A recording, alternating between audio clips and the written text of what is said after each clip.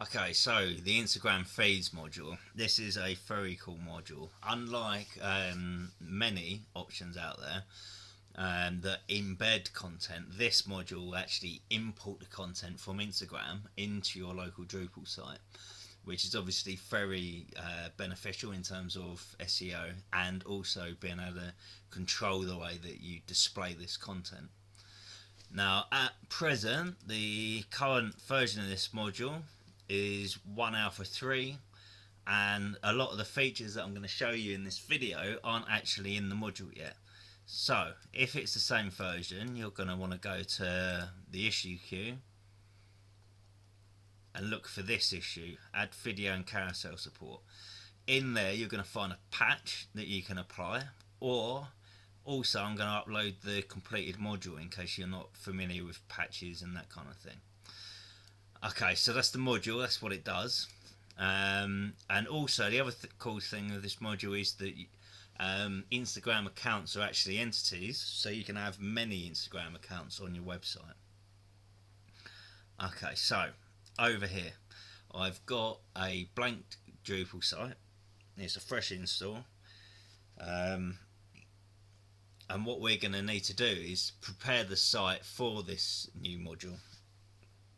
So if we go to media types first, what we can see here is all the standard media types that come with Drupal. We've got image and we've got video. Now, I could choose to store the Instagram videos and images in these media types if I wanted to. I don't want to do that because I want all my Instagram content to be in a specific directory, and I'm not going to be able to do that if I just use the default ones. So very quickly, let's add an Instagram video and Instagram image. Once I've put in the name and description, I'm going to choose my media source. In this case, obviously it's going to be an image. Here, media source configuration, you can either select an existing image field, which defeats the purpose, or do create, which is what I'm going to do. Name, I'll select that, and the rest of it I'll leave as is. Click save. Next, I'm going to do my Instagram video, so let's do that.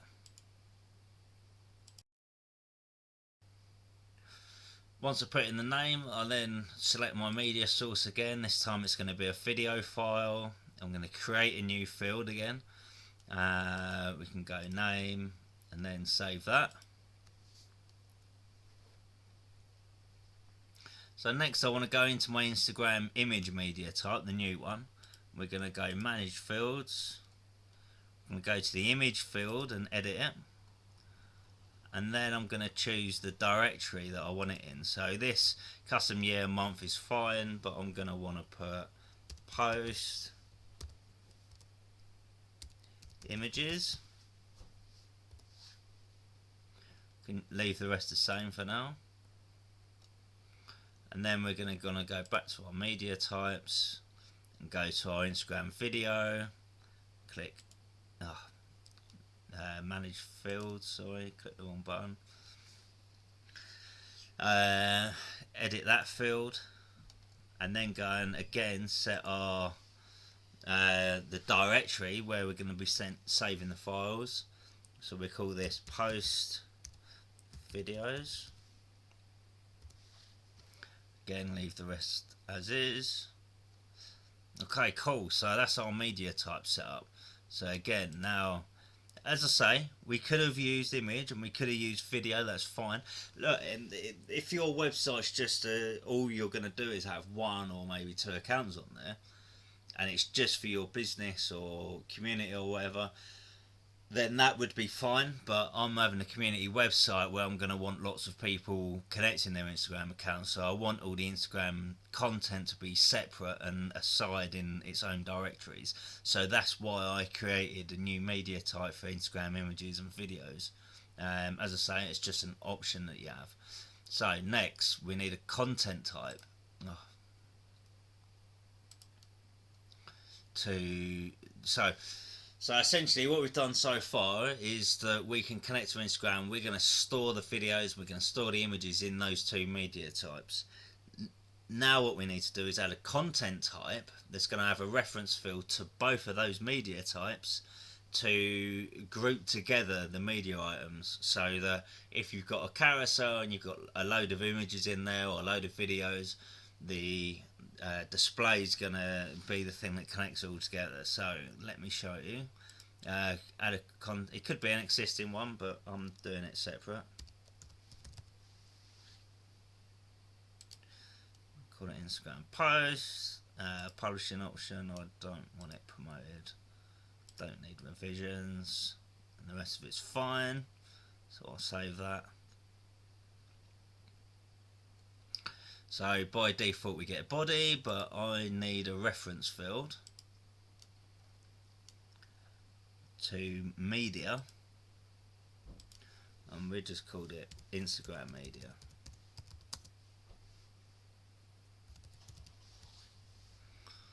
Cool, so we'll save that. We want unlimited because remember we're gonna be referencing many media items. So unlimited, save field settings. You can put in some help text if you want. Now the important thing is the reference. We want to reference the Instagram image and video. If you were using the default ones, then you would reference images and videos. But I just want to reference these two media types. So we save that. Cool. So now we've got our media type set up and we've got our content type set up. So if we go back to content types, we can see our Instagram post. Okay. So now what we need to do is to turn on our Instagram modules. So we got Instagram feeds, media entity Instagram.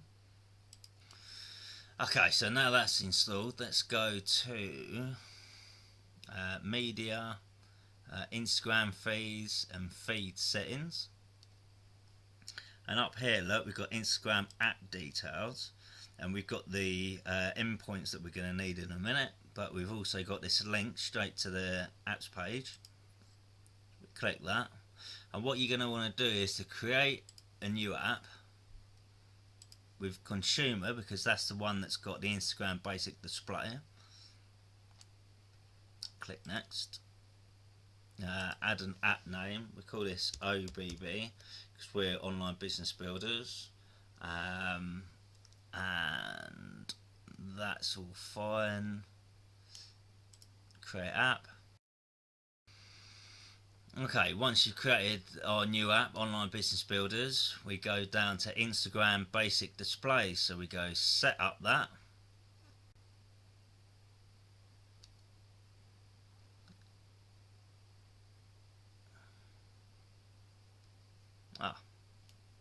App settings. Let's go and sort that out.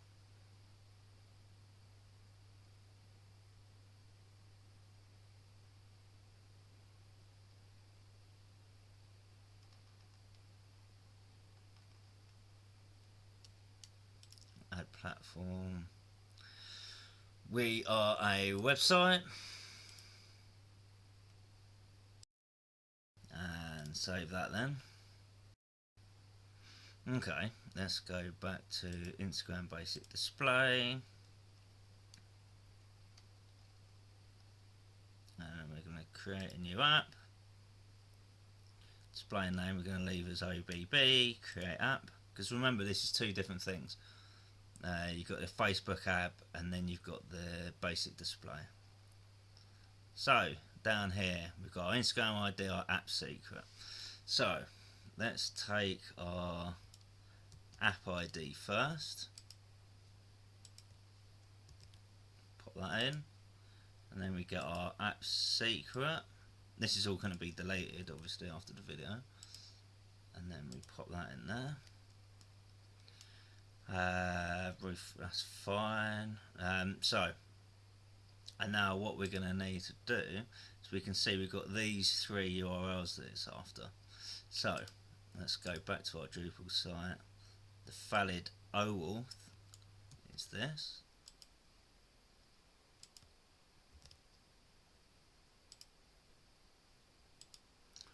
The deauthorize is this.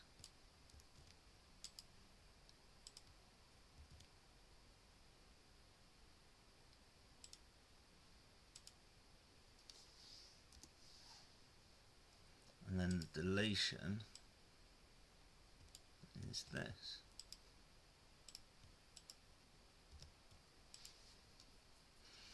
Okay. Cool. So we save that. Now the next thing you're going to need to do at this point is have a test user. So I'm going to add a test user. Actually, let's go back to this. I'll do that in a second.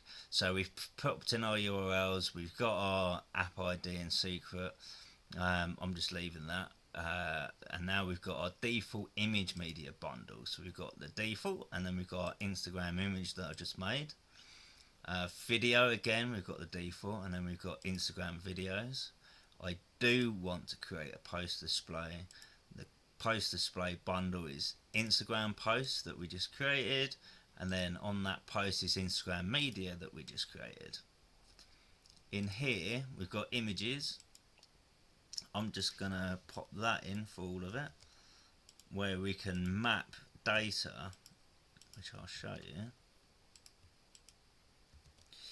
Okay, so if we go, you need the tokens module installed for this, by the way. So if we go browse available tokens, we can see where we've got this Instagram post. We can see all the information that we pull in from Instagram is available to us in our tokens. But as I say, I'm just going to call it that because that's fine for me. So save configuration. Cool. Okay, so let's just quickly pop back to here where we was, just to get back there again. Just so I've gone Instagram basic display, and we scroll down here and we can see add or remove Instagram testers. Now before your app is approved, then you have to have testers. It's the only way it's going to work, otherwise you're going to get errors. So if I go down here and I've got testers, I'm going to add a tester. And you can have 50, so you don't have to be if you've got a website and you're only ever going to have 3 Instagram accounts connected, then you don't have to go through the approval process. You just add the 3 accounts here as testers and just use it like that. So the tester that we're going to be using is High Crowds. I've gone testers, not Instagram testers. I wondered what happened there. Add Instagram tester, and it's High Crowds. Yes, that's it. now that I've got the tester, you can see it's pending. So I'm going to go across to my other tab and come in here. And what you do, you go to edit your profile, come here, apps and websites, and then you go tester invitations. We'll just refresh the page. We can see OBB, the one that we've just made, so we'll accept that. So now we're authorized by OBB. Okay, so that is how that's the setup for the app on Facebook. So yes, we are good to go. Okay. So if we go back to site, now I'm going to add in a link up here, which makes absolutely no sense what I'm going to do now, but I'm going to call it import accounts, which I'm going to show you in a second. My navigation's fine. Now you're never going to put this link in your website because it makes no sense to put it in the main menu, but for the purpose of this tutorial, it's going to be useful. So, import Instagram posts. Actually, let's go back. What we need to do now actually is set up some permissions. So let's go there. Let's go Instagram.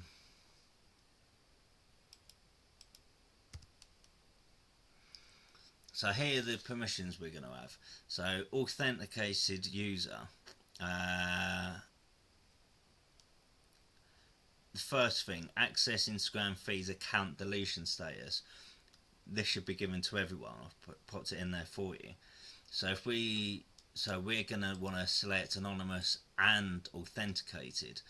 What this is when someone requests a deletion of their data off of our site, there's a URL that's passed to the customer via Instagram, where the customer would then click that link and they would be redirected to our site, where we would show them how much content's left in our system, so that they could go back to that page and see their content being deleted. It's a requirement of Instagram, and that's the reason it's been developed. But clearly they may disconnect Instagram and delete their account, but then they want to go and look at the status, so that's why we give it to anonymous and authenticated. Access Instagram feeds endpoint. Now this we only give to anonymous because it's for Instagram. Clearly they're not going to sign in, so if anyone visits it when they're signed in, they're going to get an access denied. Access Instagram accounts overview page. No, we don't give that to our end users. Add an Instagram account. Yes, we're going to give that to authenticated. Don't need to worry about any of this. So delete own, we want to give. Update own, we want to give. And I'm going to come back to these two permissions at the end, but for now we're not going to give them. So they're the permissions that I'm going to give my authenticated users. Oh, there was one more permission that I need to do, and that is add an Instagram account, or add own. So we click that. Okay, so now we've got the permissions sorted. Let's flush our cache. Okay, cool. Let's go over to this other tab where I'm signed in as an authenticated user, hence not having an admin menu.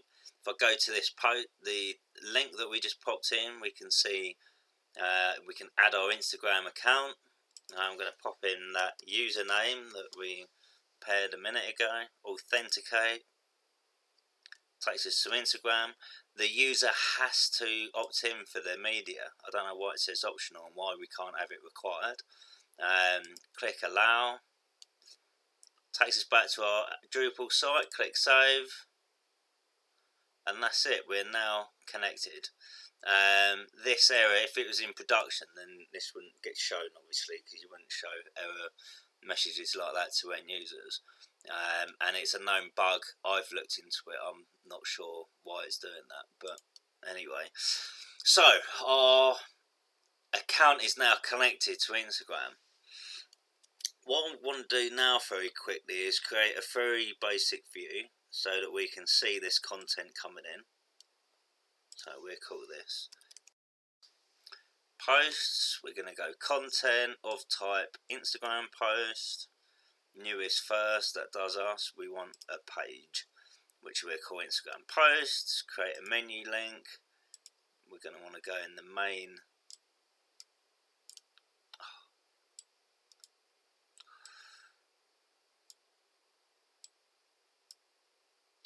navigation, Instagram post, that's fine. Items to display, let's get carried away and do 25. Save and edit. And then we want show content. We have fields.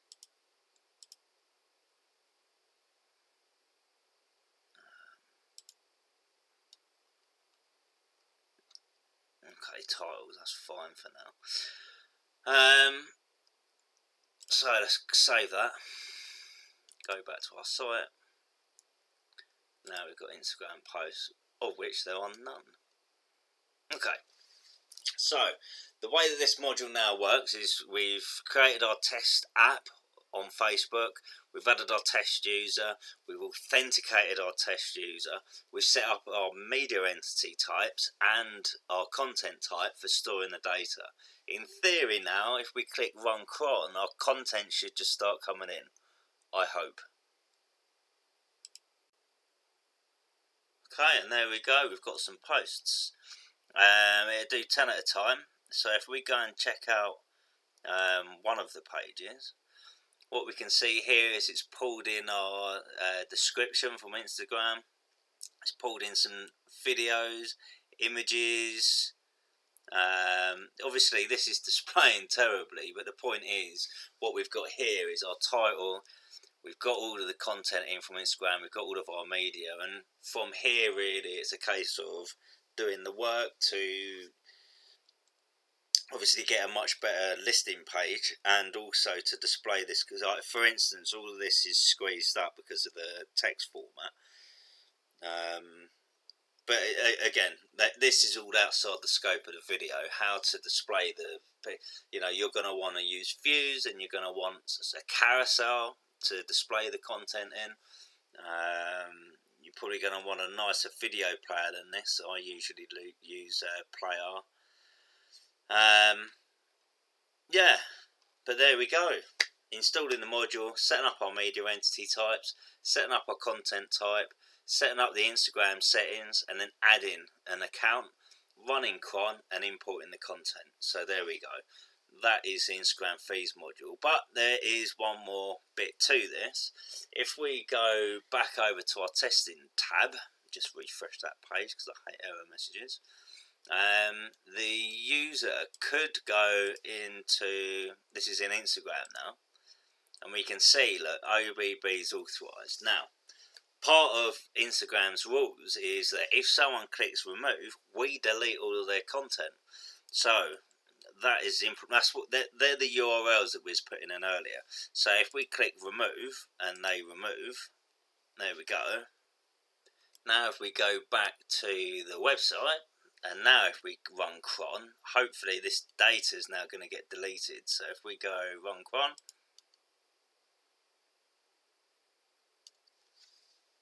and that's it. All the content then gets deleted, and that's it.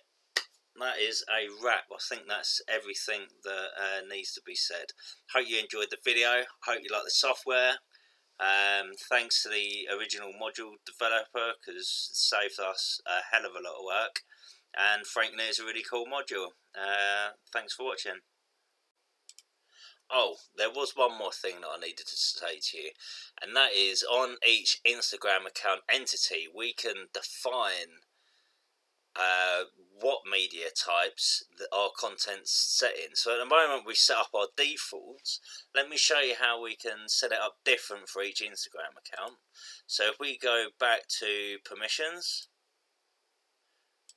go Instagram, and then if we come down the bottom here, look, we've got these two permissions. I said we'd come back to them later. So we've got view Instagram account API fields. So let's give our authenticated user that permission, and few media and content fields. So let's give them that permission. Save. And now if I go back to my authenticated user without the admin menu, click add Instagram account, now we can see, look, we got all these different options. Before we only had Instagram username. Now they can set where they want their images stored, their videos stored, and all the rest of it.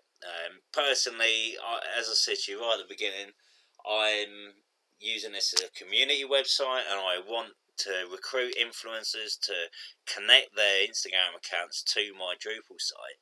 So I don't want them having these settings, but as I say, if your site's a small site and you want 2 or 3 Instagram accounts connected, and it's only really going to be admin users that set that up, then you may want to control where that content gets saved. So really, it depends on your use case. But yeah, that is it. That's all. Hope you enjoyed it.